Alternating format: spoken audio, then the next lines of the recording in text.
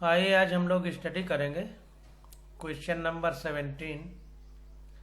कह रहा है 1 मीटर छड़ के केंद्र के नीचे छुरधार रखने पर वह इस पर संतुलित हो जाती है।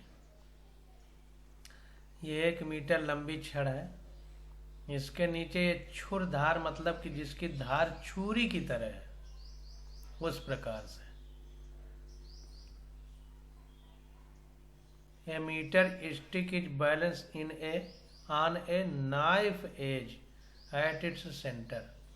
तो नाइफ मतलब छुरी होता है, चाकू होता है।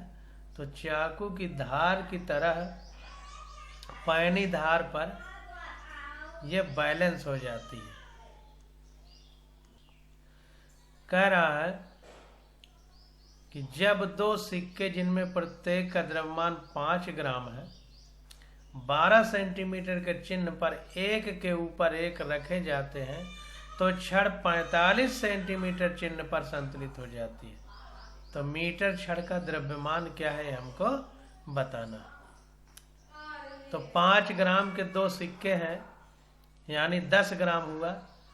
तो ये 12 सेंटीमीटर की दूरी पर 12 सेंटीमीटर के चिन्ह पर यहाँ पर कोई चिन्ह लगा है, जैसे 45 सेंटीमीटर, 50 सेंटीमीटर, 100 सेंटीमीटर, वैसे 12 सेंटीमीटर का चिन्ह लगा है। यहाँ पर 10 ग्राम यानी 5-5 ग्राम के 2 सिक्के रखने पर 45 सेंटीमीटर के चिन्ह पर यह संतुलित होती है। 45 सेंटीमीटर पर अगर ये छड़ को रखा जाए छुरधार पर तो ये बैलेंस हो जाती है।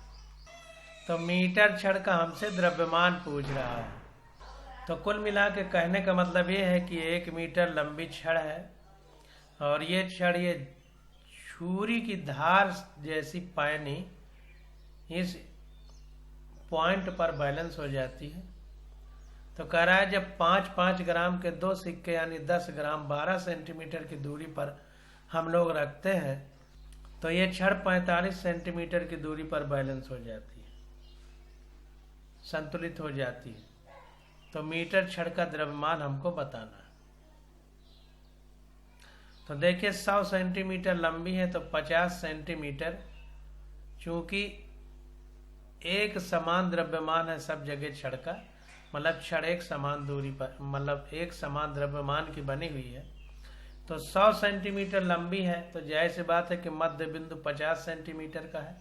तो जब सिक्का नहीं रखेंगे तो 50 सेंटीमीटर के वाले पॉइंट पर यह बैलेंस होगी छड़, क्योंकि 50 सेंटीमीटर इधर रहेगी, 50 सेंटीमीटर इधर, छड़ बीचों बीच जो है बैलेंस होगी, क्योंकि द्रव्यमान केंद्र बीचों बीच काम करेगा। तो इसीलिए कुल भार mg 50 सेंटीमीटर पर काम करेगा जब ये सिक्का नहीं रखा रहेगा तब। तो कुल मिलाकर के कहने का मतलब ये है कि जब 5-5 ग्राम के 2 सिक्के न रखे जाते तो ये छड़ 50 सेंटीमीटर पर बैलेंस होती। जब ये 5-5 ग्राम यानी 10 ग्राम का भार इधर रख दिया जाता है तो ये छड़ 45 सेंटीमीटर पर बैलेंस होती है। कुल मिला के बैलेंस पॉइंट 5 सेंटीमीटर इधर खिसक जाता है। तो अब देखिए जो कह रहा है माना मीटर छड़ का कुल द्रव्यमान m किलोग्राम है तो मध्य बिंदु E तथा नए द्रव्यमान के बीच की दूरी क्या होगी। तो 50 सेंटीमीटर पर बैलेंस हो रहा था, 45 पे हो रहा है। तो 50 - 45 यानी 5 सेंटीमीटर मध्य बिंदु से दूरी है, यानी नए द्रव्यमान केंद्र की दूरी पुराने द्रव्यमान केंद्र से 5 सेंटीमीटर दूरी पर है। ये बात निकल करके सामने आ गई। अब देखिए चिन्हित 12 सेंटीमीटर तथा नए द्रव्यमान केंद्र के बीच की दूरी कितना है। तो 12 सेंटीमीटर का चिन्ह लगा है और 45 सेंटीमीटर पर नया द्रव्यमान केंद्र है, तो उनके बीच की दूरी निकाली जाए तो 45 - 12 बराबर 33 सेंटीमीटर हो जाएगा। अब आघूर्णों का सिद्धांत क्या कहता है। Law of angular momentum, law of moment of inertia क्या कहता है कि द्रव्यमान मतलब भार जहां पर काम कर रहा है गुणे लंबवत दूरी बराबर दूसरा भार जहाँ पे है गुणे लंबवत दूरी। तो पहला भार देखिए mg है, पहला भार ये mg जो पहले काम कर रहा था छड़ का, जब ये 10 ग्राम का भार नहीं रखा गया था, तो ये mg यहाँ पर काम कर रहा है। और लंबवत दूरी कितना है de। अब यहाँ पर बैलेंस है, तो ये लंबवत दूरी देखिए, ये कोण 90 डिग्री है, तो भार गुणे लंबवत दूरी, तो ये de हो गया। अब इसके लिए भार गुणे लंबवत दूरी, तो भार 10 ग्राम गुणे लंबवत दूरी 33 सेंटीमीटर। तो यहाँ पर देखिए भार गुणे लंबवत दूरी बराबर, इधर 5-5 ग्राम के 2 सिक्के हैं, तो 2 गुणे 5 ग्राम कर दिया है, गुणे बीच की दूरी लंबवत दूरी CD जहां पर बैलेंस है ध्यान दीजिए, तो ये 33 सेंटीमीटर है। तो ये हो गया m गुणे g कट जाएगा, d बीच की दूरी 5 सेंटीमीटर है, तो 5 हो गया। ये देखिए बराबर 2 गुणे 5 गुणे CD 33 सेंटीमीटर है। ये देखिए 33 सेंटीमीटर। तो वैल्यू रख दिया, सॉल्व किया, तो m की वैल्यू आ गई 66 ग्राम। तो मीटर छड़ का द्रव्यमान कितना है 66 ग्राम है। क्वेश्चन नंबर 18 देखते हैं। कह रहा है एक ठोस गोला भिन्न नति के 2 आनत तलों पर एक ही ऊंचाई से लुढ़कने दिया जाता है। नति का मतलब इंक्लाइंड प्लेन, ढलान वाला, मतलब दोनों का कोण अलग अलग है, डिफरेंट है एंगल। इसको देखते हैं, थोड़ा इंग्लिश में और क्लियर कर लिया जाए। A solid sphere rolls down to different inclined plane of the same height but different angle of inclination। तो ढलान का जो कोण है वो अलग अलग है, लेकिन ऊंचाई एक ही है। तो ये θ1 है, ये θ2 है, लेकिन ये हाइट h उतनी ही है, और ये ठोस गोला है, लुढ़काया जा रहा है। तो कह रहा है क्या वह दोनों बार समान चाल से तली में पहुंचेगा। तो एक एक करके हम लोग करने का प्रयास करते हैं। तो देखिए कह रहा है कि माना ठोस गोले का द्रव्यमान m तथा त्रिज्या r है। माना दोनों आनत तल h ऊंचाई तक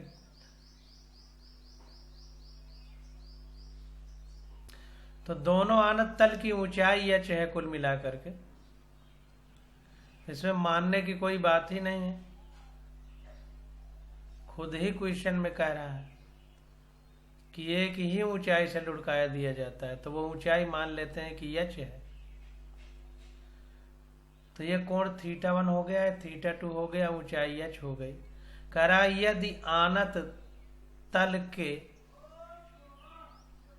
आनत के तल पर गोले की रेखीय चाल v तथा कोणीय चाल ओमेगा है। आनत का मतलब ढलान, इंक्लाइंड प्लेन। तो जो गोला चल रहा है उसकी रेखीय चाल v यानी लीनियर वेलोसिटी v है, और एंगुलर वेलोसिटी ओमेगा है। तो एनर्जी ऑफ कंजर्वेशन जब लगाएंगे हम, तो जाहिर सी बात है कि जो भी गतिज ऊर्जा बढ़ेगी वो स्थितिज ऊर्जा में कमी के बराबर होगी। क्योंकि अगर हम बारीकी से इस बात को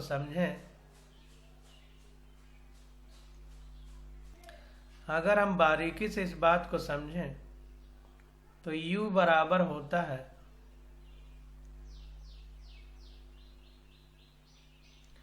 U बराबर mgh,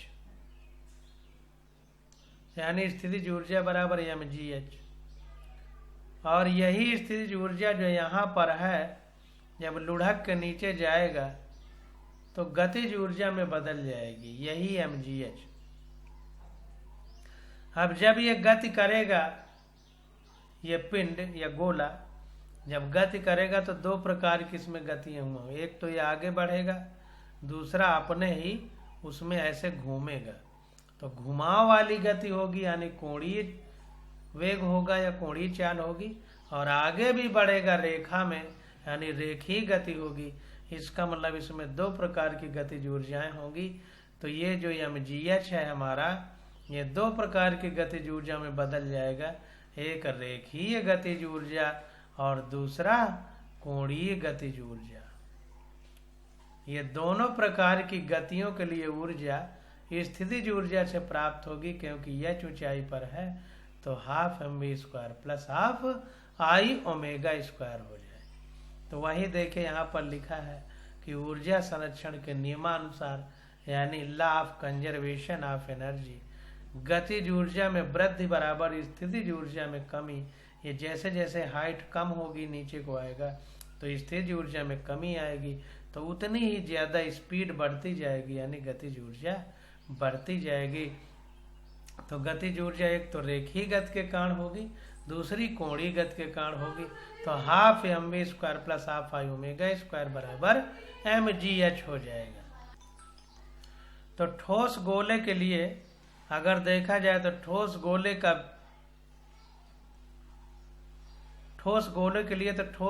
का उसके व्यास के पड़ता है जड़त्वागुण कितना होता है।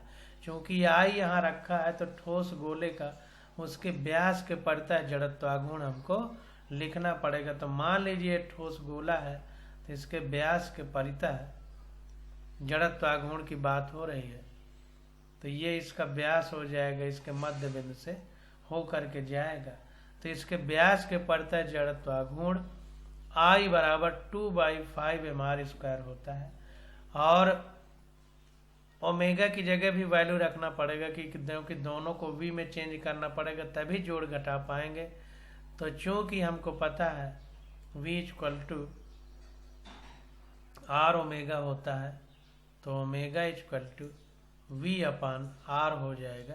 ये वही देखिए यहाँ पर लिखा गया है।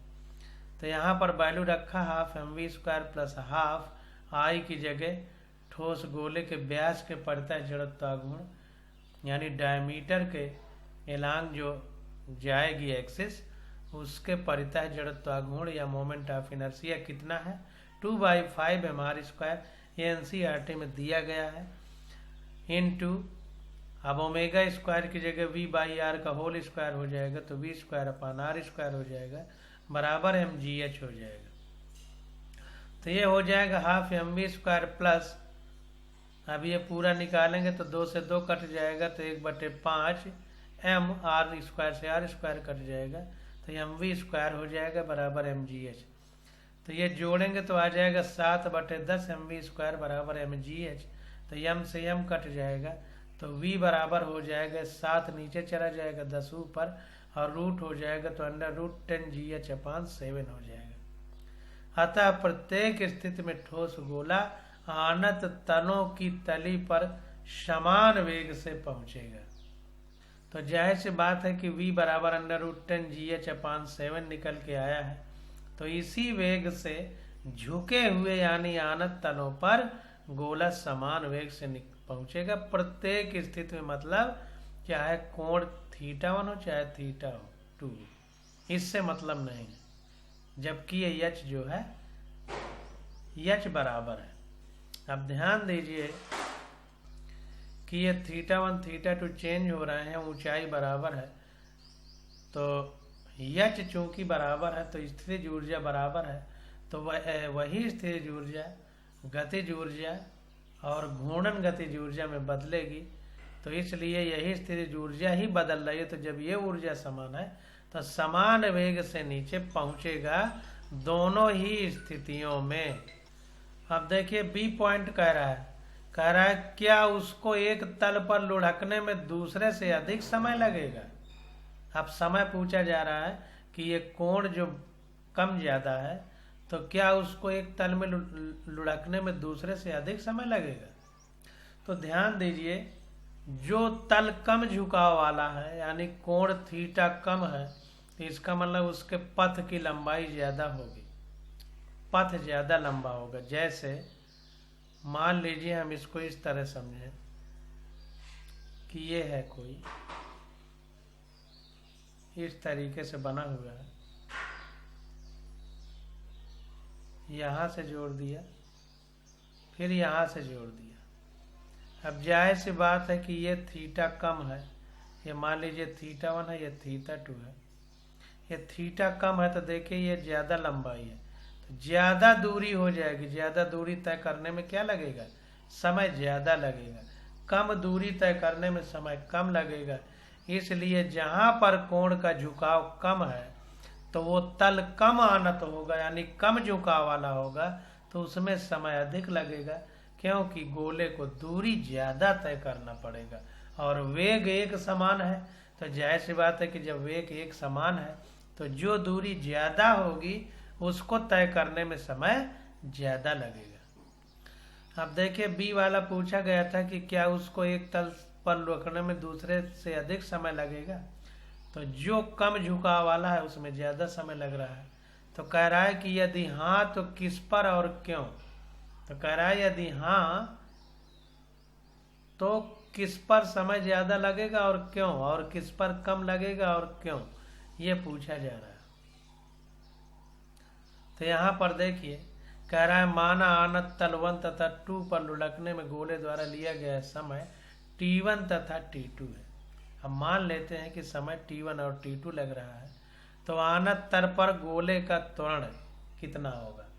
अब त्वरण बराबर देखिए होता है वेग परिवर्तन की दर, तो वेग परिवर्तन की दर को ही त्वरण कहते हैं।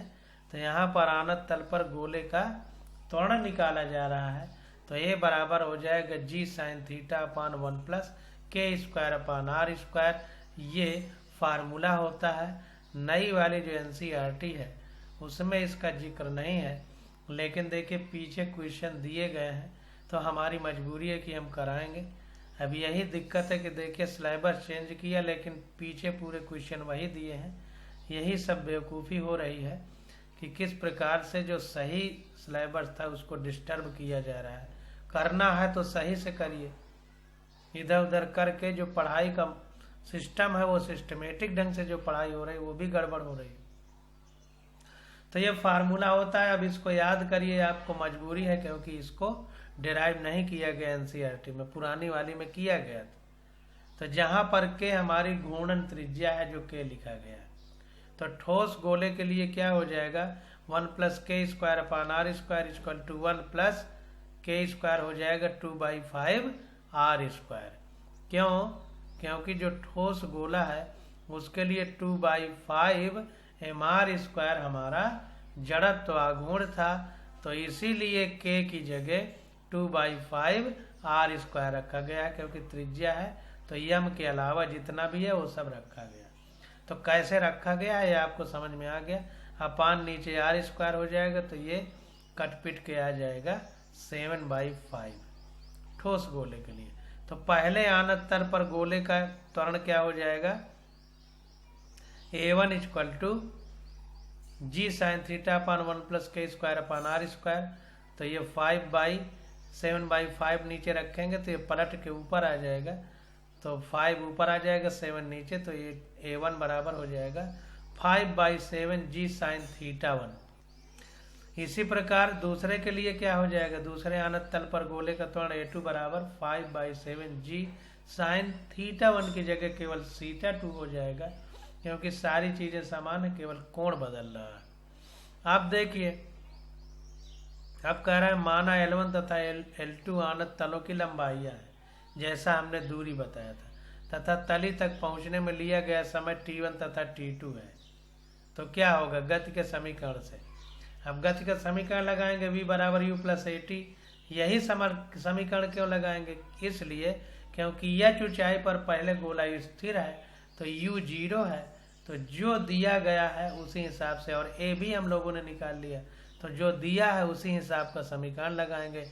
तो गति का पहला समीकरण लगा दिया v बराबर u प्लस AT।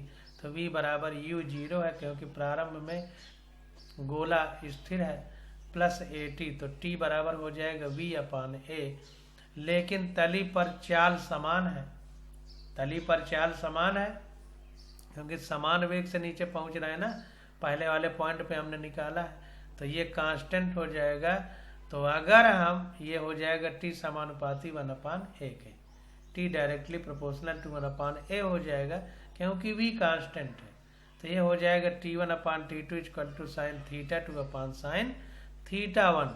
तो ध्यान दीजिए, इसको आप याद कर लीजिए कि कहीं भी समीकरण आए तो सीधा सीधा अगर हमको इतना पता है तो दुनिया का तमाशा करने की जरूरत नहीं है। साइन के साथ θ2/θ1 होता है, उल्टा हो जाता है, ठीक ना। T1/T2 बराबर, अब यहाँ T1 है तो θ2 आएगा, उल्टा हो जाता है। अब देखिए θ2 ज्यादा है θ1 से, जैसा हमने चित्र में देखा है, तो जाहिर सी बात है कि θ2 ज्यादा है θ1 से, तो साइन θ2 ज्यादा हो जाएगा साइन θ1 से, इसलिए साइन θ2/साइन θ1 ज्यादा हो जाएगा 1 से। इसलिए T1/T2 ज्यादा हो जाएगा 1 से, क्योंकि T1/T2 बराबर साइन θ2/साइन θ1 है, तो साइन θ2/साइन θ1 की जगह T1/T2 रख दिया, तो T1/T2 रख दिया, तो ये T1/T2 is greater than T1, तो ये T2 इधर आएगा, तो T1 is greater than T2। अतः गोला कम कोण के आनत तल पर लुढ़कने में अधिक समय लेगा, क्योंकि θ2 ज्यादा है θ1 से, तो इसलिए T1 ज्यादा है T2 से, यानी जिधर कोण कम है उधर लुढ़कने में समय ज्यादा लग रहा है। तो ये चीज निकल करके सामने आ गई। अब क्वेश्चन नंबर 19 देखते हैं। कह रहा है 2 मीटर त्रिज्या के एक वलय यानी छल्ले, रिंग जिसको कहते हैं, का भार 100 किलोग्राम है। यह एक क्षैतिज फर्श पर एक प्रकार लोटनिक गति करता है। लोटनिक मतलब लुढ़कते हुए गति कर रहा है। जैसे किसी बेलन को ऊपर से ढलान से छोड़ दिया जाए तो लुढ़कता हुआ नीचे गिरता है, वैसे छल्ला साइकिल के पहिए की तरह खड़ा होकर लुढ़कता चल रहा है।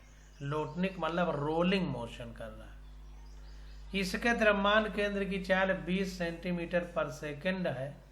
तो कह रहा है इसको रोकने के लिए कितना कार्य करना होगा। तो जाहिर सी बात, रोकना चाहते हैं तो इसमें 2 प्रकार की ऊर्जाएं होगी। एक तो गतिज ऊर्जा रेखीय वाली, दूसरी घूर्णन गतिज ऊर्जा होगी। तो यही ऊर्जा के बराबर कार्य करना पड़ेगा हमको रोकने के लिए। तो देखिए कह रहा है कि दिया है कि छल्ले का त्रिज्या 2 मीटर है, इसका द्रव्यमान 100 किलोग्राम है। तो द्रव्यमान केंद्र की चाल भी 20 सेंटीमीटर पर सेकंड है, तो 100 का भाग दे देंगे तो 0.20 मीटर पर सेकंड आ जाएगा। आप देखिए वलय को रोकने में किया गया कार्य, तो छल्ले को अगर रोकना चाहते हैं तो जितनी उसकी गतिज ऊर्जा है जिससे वो लुढ़क रहा है, उतनी ऊर्जा उतना कार्य करना पड़ेगा उसको रोकने के लिए। तो जाहिर सी बात है कि किसी ढलान वाले बिंदु पर अगर कोई छल्ला लुढ़क रहा है, ढलान वाला पॉइंट है, ये ढलान है, और इस पर कोई छल्ला अगर लुढ़क रहा है ऐसे नीचे की ओर अगर लुढ़क रहा है, तो जाहिर सी बात है ये आगे भी बढ़ेगा और आपस में ऐसे ऐसे घूमेगा भी। तो आगे बढ़ने वाली रेखीय गतिज ऊर्जा और आपस में घूमने वाली घूर्णन गतिज ऊर्जा, 2 प्रकार की गतिज ऊर्जा है। तो इनकी जो ऊर्जा है उतने के बराबर ही कार्य कर दे तो वो रुक जाएगा। तो वलय को रोकने में किया गया कार्य बराबर वलय की कुल गतिज ऊर्जा। तो W बराबर ½ mv² प्लस ½ I ω²। अब छल्ले का जड़त्व आघूर्ण यानी मोमेंट ऑफ इनर्शिया I बराबर mr² होता है, तो I की जगह mr² रखेंगे। और हमको पता है V बराबर R ओमेगा होता है, तो ओमेगा बराबर V/R हो जाएगा। तो ओमेगा की जगह V/R रख देंगे। तो इसको सॉल्व किया तो यहाँ पर देखिए W बराबर ½ mv² प्लस ½ I की जगह mr² रख दिया छल्ले के लिए, और ओमेगा की जगह V/R रखा, इसका होल स्क्वायर किया तो V²/R² आ गया। तो ये हो गया ½ mv² प्लस, अब ये सॉल्व करेंगे तो आ जाएगा ½ mv²। यहाँ भी ये R² कट जाएगा, ये कैपिटल होना चाहिए, देखिए गलती से स्मॉल लिख दिया है, तो R² कट जाएगा तो ½ mv² बचेगा। तो ½ 1 हो जाएगा, तो mv² हो गया। अब m हमको दिया है 100 किलोग्राम, v दिया है द्रव्यमान केंद्र की चाल 0.20 का स्क्वायर हुआ, तो आ गया 4 जूल। तो अगर हम 4 जूल कार्य कर दें तो इसकी कुल रेखीय और घूर्णन गतिज ऊर्जा के बराबर होगा तो ये छल्ला रुक जाएगा। इस प्रकार से हम लोग क्वेश्चन करते हैं। अब 20 नंबर क्वेश्चन देखते हैं और इसको करने का प्रयास करते हैं। तो 20 नंबर क्वेश्चन में देखिए कह रहा है कि ऑक्सीजन अणु का द्रव्यमान 5.30 गुणे 10⁻⁻26 किलोग्राम है तथा इसके केंद्र से होकर गुजरने वाली और इसके दोनों परमाणुओं को मिलाने वाली रेखा के लंबवत अक्ष के परितः जड़त्व गुण 1.94 × 10⁻46 किलोग्राम मीटर स्क्वायर है।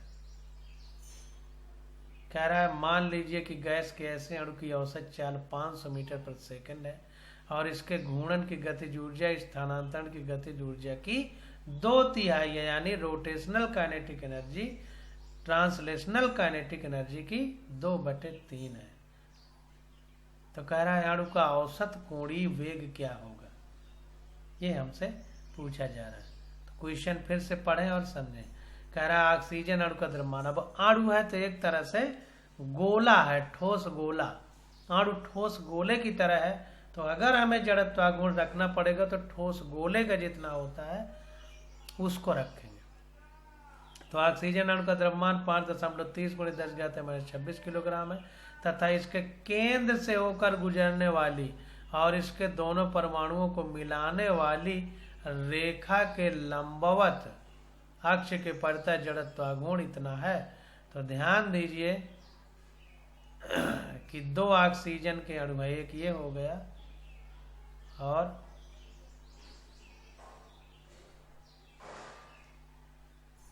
एक ये हो गया और एक ये हो गया। तो कह रहा है इसके केंद्र से होकर गुजरने वाली और दोनों परमाणुओं को मिलाने वाली रेखा के लंबवत अक्ष, तो ये रेखा मिला,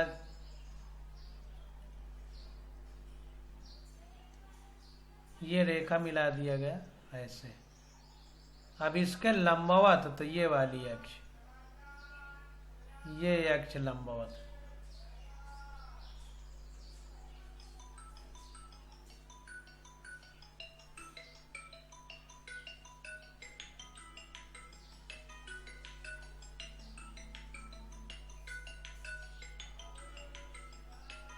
ये लंबवत अक्ष है 90 डिग्री। तो इस प्रकार से अक्ष गुजर रही है। तो यहाँ से जो है ये पिंड जो है गुजर ये एक्सिस के अराउंड जो है घूम रहा है। तो फिर से समझिए, कह रहा है केंद्र से होकर गुजरने वाली और इसके दोनों परमाणुओं को मिलाने वाली। जाहिर सी बात है कि ऑक्सीजन O2 होता है, O2। तो 2 अणु होंगे, 2 परमाणु होंगे तब एक अणु बनेगा। तो यहाँ पर देखिए, यहाँ से मिलाने वाली अक्ष के पड़ता है। तो यहाँ पर कह रहा है केंद्र से होकर गुजरने वाली और इसके दोनों परमाणुओं को मिलाने वाली रेखा के लंबवत अक्ष के परितः जड़त्व गुण।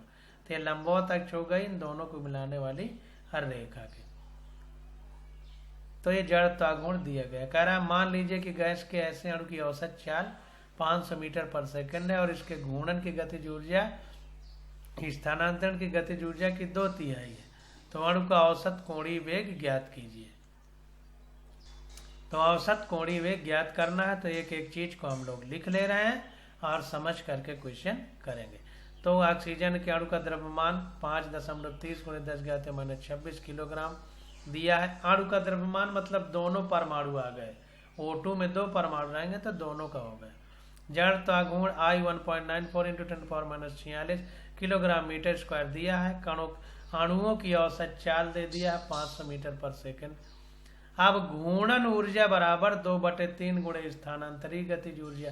खुद कह रहा है कि घूर्णन की गतिज ऊर्जा स्थानांतरण की 2/3 है, तो 2/3 गुणे स्थानांतरण यानी रेखीय गतिज ऊर्जा ट्रांसलेशनल काइनेटिक एनर्जी। तो ½ I⍵² घूर्णन गतिज ऊर्जा बराबर 2/3 गुणे ½ mv² स्थानांतरण गतिज ऊर्जा। खुद कह रहा है 2/3 है। तब यहाँ से ओमेगा बराबर आ गए √2mv²/I। अब सारी वैल्यू रख देंगे तो √2m की वैल्यू यहाँ से ले लिया और v की वैल्यू यहाँ से उठा लिया, रख दिया, अपान i की वैल्यू यहाँ से उठा लिया, तो आ गया 6.75 गुणे 10⁻12 रेडियन पर सेकंड। तो ये कोणीय चाल निकल करके आ गई। हाँ, यही हमसे पूछा जा रहा है। तो इस प्रकार से हम लोग क्वेश्चन सॉल्व करते हैं। अब क्वेश्चन नंबर 21 आ जाता है। इसकी स्टडी हम लोग अगले लेक्चर में करेंगे। आज बस यहीं तक।